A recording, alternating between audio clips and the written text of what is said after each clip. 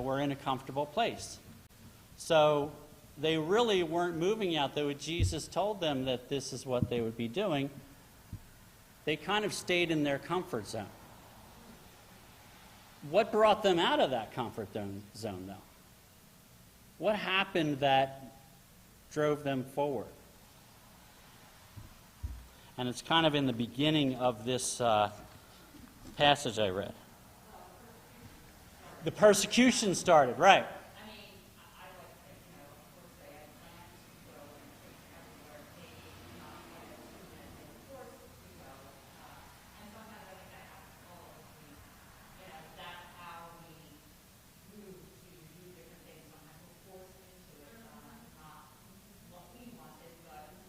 Right. Something happens, some catalyst happens that forces us out of our comfort zone.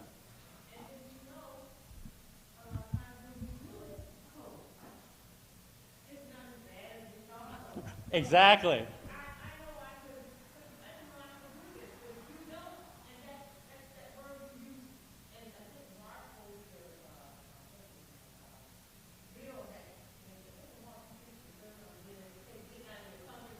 Getting out of your comfort.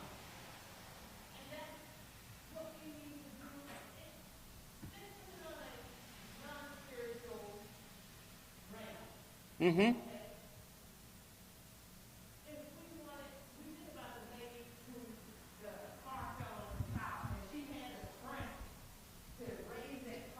Right. If she didn't do it, what would happen to her child? If we would just learn how to say, you know what, I'm going to try it. Right. My doctor said, I'll try anything once. Mm-hmm. Yeah. You try it and see how it is. And you put your best effort in it. And then when you do it, and you just, We've been stretched a bit. Yeah, but, uh-huh.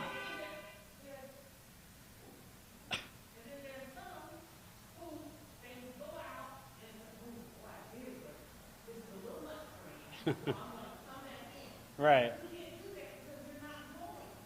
Right. Right. Mm-hmm. Right. And exactly. And sometimes it takes for some of us something bad to happen to get us out of there. Or, I mean, I'll take my example of I'm a teacher now, and I've been a teacher for almost 30 years, and if you'd asked me in high school to be a teacher, that was way out of my comfort zone. That would just, and then life experiences, I think I found some of the best ways that I grew as a person were from the things that I did that were out of my comfort zone. I was a very shy kind of person, and being in front of a classroom and managing a group of kids, that to me would have been difficult, but it was hard, but it's something that we have to do. Yes, Melissa?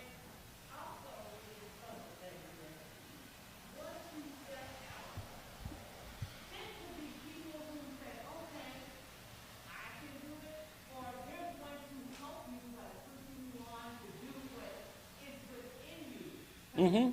We all have the ability to do something. Right. We say, oh, I can't do that. For whatever reason, you say, I can't. That word right there, can't. I understand Right. physical ability, people are something like that. But when you say, I can't, that's telling God that I won't do it. Right. Right. And there's a little pain involved in that, but as I was saying, a lot of lesson that I'll teach kids is that when you exercise, when you do a really hard workout, what does that do to your muscles? And they say, oh, it strengthens them. I said, no, it doesn't. It breaks those muscles down. What you're doing there is breaking yourself down. Then your muscles respond by getting stronger, because your muscles are tuned to saying, all right, we're going to have to work at this more, so we're going to have to build up to be ready for it the next time. So, I tell them that that's sometimes what challenges are. You got to do something that may be a little painful, but it makes you stronger in the end. Basic training, yeah. Breaking down to square one. Right, so that you can build back up again. Exactly. And And the other part that's in this chapter, too, is, so I wanted to point out in the first part that the apostles did get into this comfort zone, and they were preaching to the immediate area, but it took the persecutions for them to stretch themselves and go to Samaria and go to the other places where they were needed, and it made them stronger as disciples of God to be able to do that. And the second part of it is this whole story with Simon the sorcerer, who he uses tricks to get people to think, wow, I should follow him, and then he becomes baptized and becomes a Christian, and in his own experiences, as a sorcerer, when he sees what the apostles are doing, he thinks maybe I can buy that. I'll give you money, you give me that power. And it doesn't work that way. And he says, so I can transfer the Holy Spirit to others. And he wanted to do it not for a bad reason to make money off of it. He says, I want to do it so that I can spread the word. So he had good intentions, but he was wrong. And Peter broke him down on that. He said, you are going to, I forget the exact words that he said there, but it was a very strong reprimand of him for offering money for that. And that turned Simon, and Simon he made an apology. And the author here points out to ask for pardon, that something he calls the second law of pardon. That if you have a sin, you need to deal with that sin in your own life, not only with God, but with your fellow Christians, because he asks for forgiveness and prayers from his fellow Christians. And that's something that I don't know that a lot of us realize. I don't know if we realize it as much, but it's something that's important to do too. If there is some area in your life that's a sin, that having your church, your fellow Christians, it's important to be comfortable enough to say, hey, I need your help, I need your forgiveness too. So that's an important part of that. He brings up the idea that, when you have this sin and when you notice it, it's like a splinter. And you've got to immediately deal with that. Because just like with a splinter, it is going to be painful to pull out that splinter, but the alternative, leaving it there, is going to cause infection. It'll infect your life in many other ways too. So that's one of the points they have there. I'm looking at, we only have a certain amount of time, so I want to skip ahead because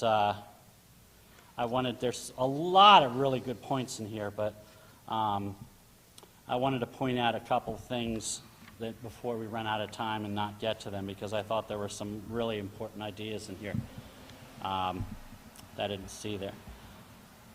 So I'm going to skip over to page 112 in the next part of the section. And I would suggest there's a lot of other really good things in here that I may be skipping, and it's really good to look at some of the other stuff in this chapter. I wanted to read on page 112, the third paragraph down, where it says, first is, and I'm skipping the first two paragraphs so you don't know what he's saying there, but first is the simple and profound principle of getting started. You know the situation where you know the need to do, perhaps even how to do it, but you just can't bring yourself to get started. How many of us have been in that situation?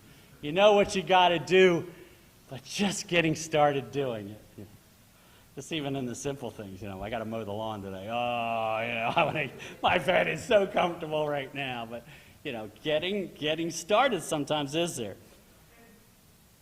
It made me think of, in Lord of the Rings, Frodo Baggins, who had to take the One Ring. And incidentally, if you don't know, J.R.R. Tolkien, who wrote it, was a very devout Christian. And the whole Lord of the Rings series has a lot of Christian principles in it, and that's on purpose.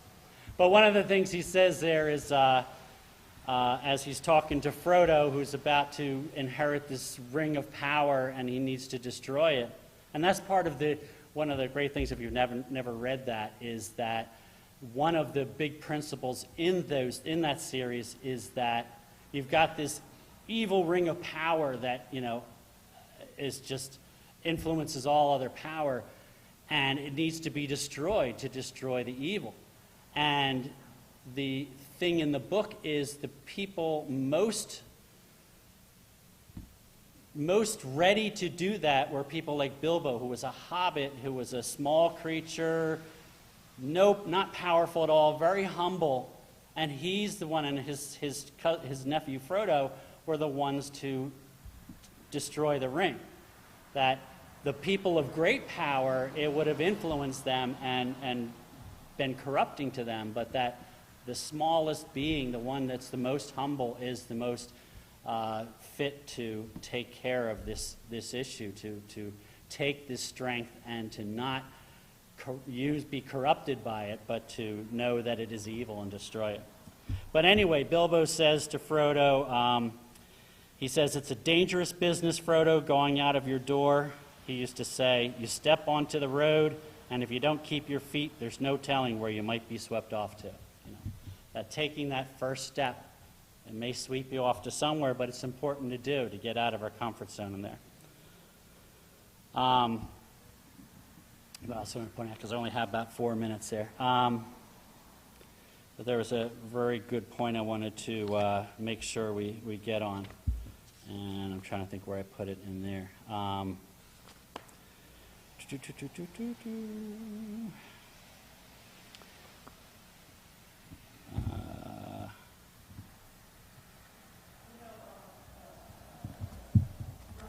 Yeah.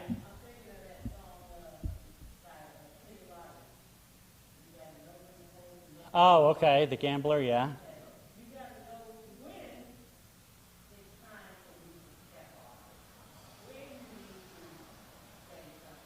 Mm-hmm.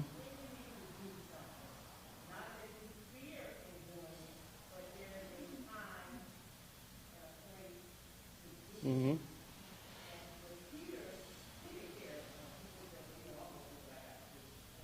Right.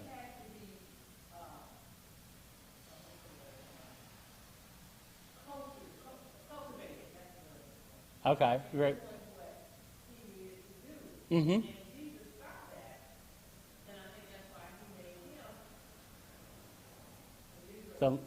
The leader of that flock, yeah. Yeah, that's a good point. Mm-hmm. Right.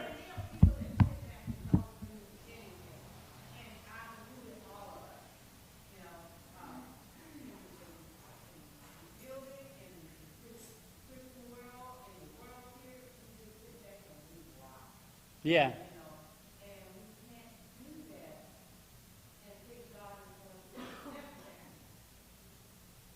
And part of going along with that too, sometimes we do know when we have to, but we haven't taken our step forward. It is. It is.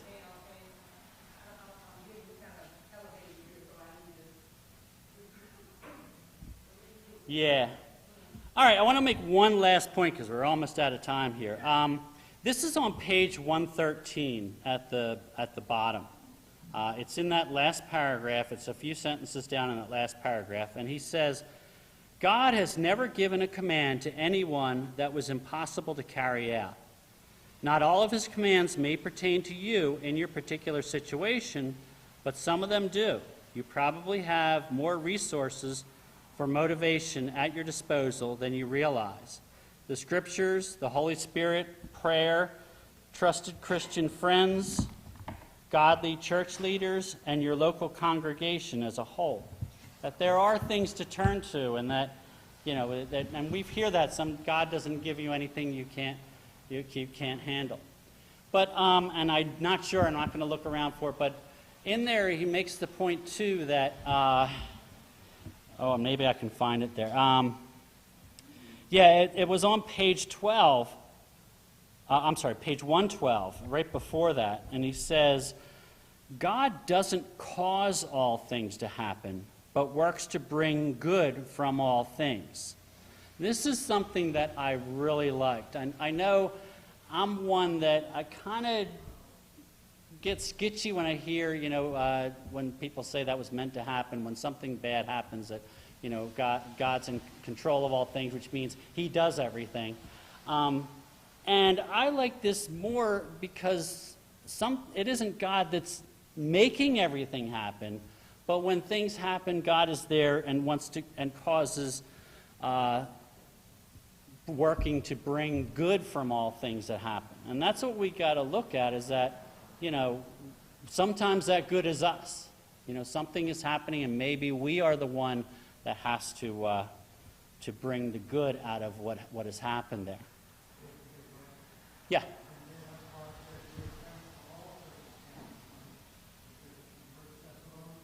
Uh-huh. In all circumstances, right, the good and the bad. And you have to give thanks and realize that what God is ultimately going to do is bring the good out of that, as long as we follow, as long as we continue to be followers of.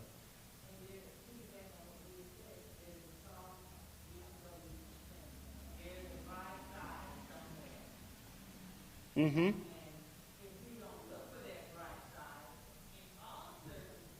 Right.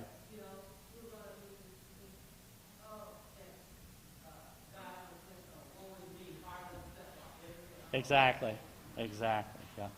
Well, there's so many things I want to go over, but we are out of time. I knew this would happen. We wouldn't get through it. But I would suggest reading this chapter because there are some things that I didn't touch on which are really good. Okay. William, would you be kind enough to close us in prayer on this?